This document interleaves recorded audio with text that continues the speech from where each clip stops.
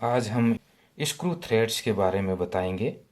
Screw threads, ये screw threads है, ये भी स्क्रू थ्रेड्स है, ये स्क्रू थ्रेड्स है, ये स्क्रू थ्रेड्स है, ये वाली भी, ये भी देखो, ये स्क्रू थ्रेड्स है, ये भी स्क्रू थ्रेड्स है, ये भी स्क्रू थ्रेड्स है और ये भी स्क्रू थ्रेड्स है। ये वाली जो है एक्सटर्नल थ्रेड है, सिलेंडर के ऊपर ये काट रखी है, और ये वाली इंटरनल थ्रेड है, ये इंटरनल थ्रेड। तो जो बाहर की तरफ कटी हुई होती है ये एक्सटर्नल थ्रेड, या बोल्ट के अंदर काम में लेते हैं या स्क्रू में। और जो नट वाला भाग है, जैसा कि ये यहाँ दे रखा है, ये वाला जो पोर्शन है नट है, वो ये अलग से मैंने दिखा रखा है। तो ये इसके अंदर इंटरनल थ्रेड काम आती है। थ्रेड्स की बनावट कैसे होती है? थ्रेड्स की बनावट हेलिक्स टाइप होती है। आप जैसा कि यहाँ देख रहे हैं कि मैंने एक इस धागे को पूरा लपेट दिया, यहाँ से शुरुआत करी, यहाँ ही ख़त्म कर दी, धागे को पूरा खींच करके, और इस सिलेंड्रिकल जो शेप है इसके चारों तरफ लपेट दिया। अब यदि इसको मैं खोलूं और यहीं से मान लो यहाँ रख दिया, ये एक लाइन है, और ये वाले धागे को मैंने इसको सीधा कर दिया। हाइट वो की वही रखनी है, जैसा कि ये देखो, ये यहाँ से यहाँ तक हाइट है। तो ये वाला जो शेप है वो हेलिक्स कहलाती है, और इसकी जो यहाँ से यहाँ तक जो थ्रेड है इसको पिच कहते हैं। यहाँ से यहाँ तक ये पिच है, और यहाँ से यहाँ तक इन दोनों के बीच में जो एंगल बन रहा है, हॉरिजॉन्टल लाइन और इंक्लाइंड लाइन, इसको हेलिक्स एंगल कहते हैं। अब आप देख रहे हैं कि यहाँ पर ये छोटी छोटी थ्रेड्स आपको दिखाई दे रही है, यहाँ पर भी ये थ्रेड्स है। इसको मैंने बड़ा करके ये यहाँ पर ये दिखा रखा है, ये थ्रेड्स है, ये देख रहे हैं इस टाइप से हैं, ये कटी हुई है।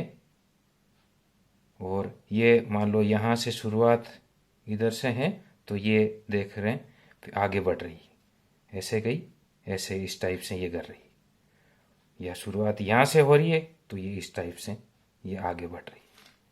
ये आप देख सकते हैं, ये भी एक तरह का स्क्रू ही है, स्क्रू थ्रेड्स है, जबकि ये नट और बोल्ट है।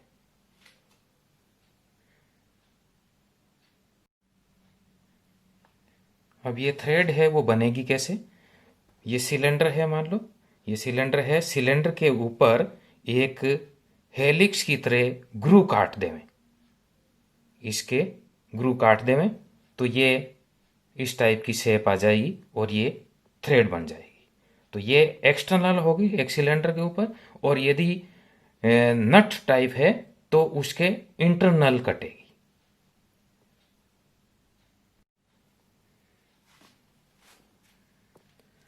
थ्रेड्स में ये जो बाहर का जो सिलेंडर है, पूरा सिलेंडर लेते हैं, इसको आउटसाइड डायामीटर कहते हैं, या इसको नॉमिनल डायामीटर कहते हैं। नॉमिनल डायामीटर पूरा आउटसाइड वाला, और यहाँ से ये वाला जो है इसको क्रेस्ट,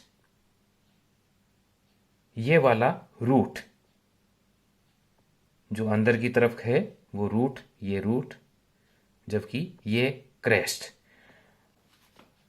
दो नियरेस्ट क्रेस्ट के बीच, ये यहाँ से यहाँ, और सेम प्लेन हो, सेम प्लेन हो, उनके बीच जो दूरी है उसको पिच कहते हैं। जैसा कि यहाँ पर बताया था, यहाँ से यहाँ तक, यहाँ से शुरुआत हुई थी, ये शुरुआत होकर के वापस यहाँ एंड हो गया था, तो यहाँ से यहाँ तक इसको ये पिच कहते हैं। और इनके बीच के जो इस टाइप से ये बना हुआ है, ये देखो, तो ये इसको थ्रेड एंगल कहते हैं। ये वाला जो पोर्शन है, ये वाला, ये है, ये इसको कहते हैं फ्लैंक। ये फ्लैंक कहलाती है। और ये वाला जो यहाँ से यहाँ तक लेवें, मान लो यहाँ से यहाँ तक, अंदर से अंदर तक लेवें, तो इसको कहते हैं रूट डायामीटर या कोर डायामीटर। यानी इसके अंदर अपने को थ्रेड नहीं काटी गई है, और इसको ये जो यहाँ से यहाँ तक इसका है वो ये जो है स्लोप कहलाएगा। यहाँ से यहाँ तक ये ले रहे हैं, तो यहाँ से जो थ्रेड है इसका ये स्लोप हो गया या हेलिक्स एंगल कहलाएगा। और यहाँ से यहाँ तक, यहाँ यदि ये सीधी लाइन खींच दें और इसके यहाँ तक, तो इसको कहलाती है ये थ्रेड की डेप्थ। यहाँ से यहाँ तक की थ्रेड की डेप्थ। यहाँ इस फिगर के अंदर अपन देखते हैं कि ये कोई नुकीला हिस्सा टाइप दिख रहा है। वास्तव में ये एकदम नुकीला होता नहीं।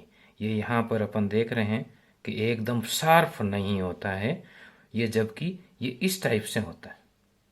ये आप देख रहे हैं, ये दो लाइनें इसीलिए बनाई है कि यहाँ पर कुछ न कुछ यहाँ थिकनेस होती है, एकदम जीरो थिकनेस नहीं आती है। तो इसलिए इसकी शेप है वो ऐसी नहीं हो करके वास्तव में ऐसा दिखाई देता है। ये एक्सटर्नल थ्रेड है और ये इंटरनल थ्रेड नट और एक्सटर्नल थ्रेड बोल्ट के दो या स्क्रू के अंदर। अब हम आपको बताएंगे लेफ्ट हैंड थ्रेड और राइट हैंड थ्रेड के बारे में। इंजीनियरिंग कर लेते हैं या डिप्लोमा कर लेते हैं, आईटीआई कर लेते हैं, परंतु वो ये नहीं पहचान पाते हैं कि लेफ्ट हैंड थ्रेड कौन सी है और राइट हैंड थ्रेड कौन सी है।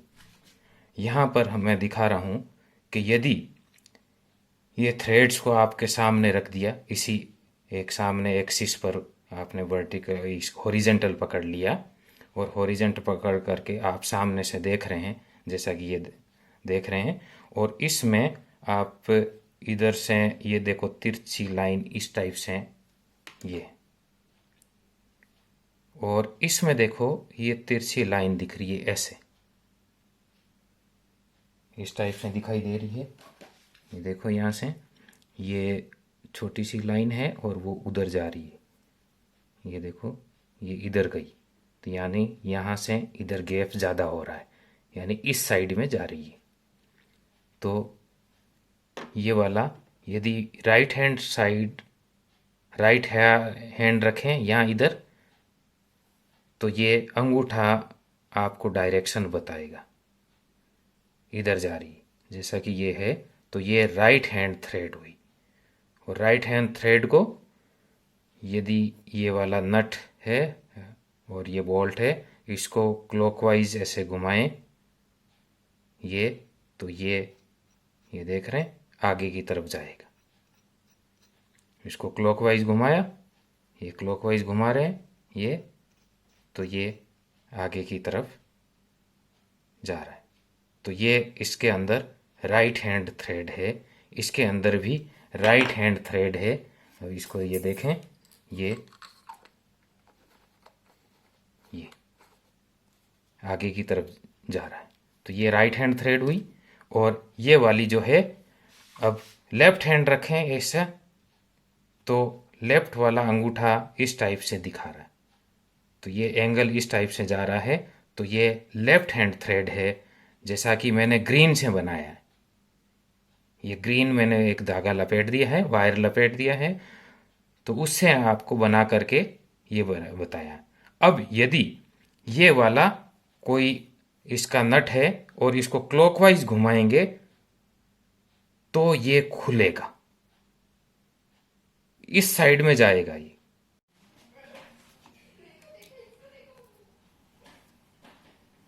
तो लेफ्ट हैंड थ्रेड और राइट हैंड थ्रेड का रिप्रेजेंटेशन अपन इस फिगर के अंदर दिखा रहे हैं कि जैसा कि ये राइट हैंड है तो ये स्लोप इस हिसाब से रहेगा।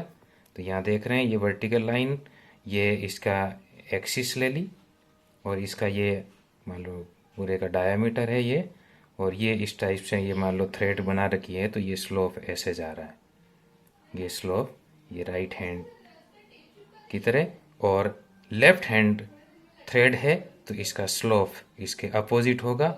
ये वर्टिकल लाइन ले ली, यही एक्सिस है, और ये इस टाइप से ये देख रहे हैं, तो ये राइट हैंड। तो आप याद रखें, दोनों हाथों को सामने रख दें और आपके सामने हॉरिजेंटल एक्सिस रखते हुए कोई भी स्क्रू है या बोल्ट है, जो भी रखना हो वो रख करके, और आप उसकी डायरेक्शंस ज्ञात कर सकते हैं कि लेफ्ट हैंड थ्रेड्स है या राइट हैंड थ्रेड।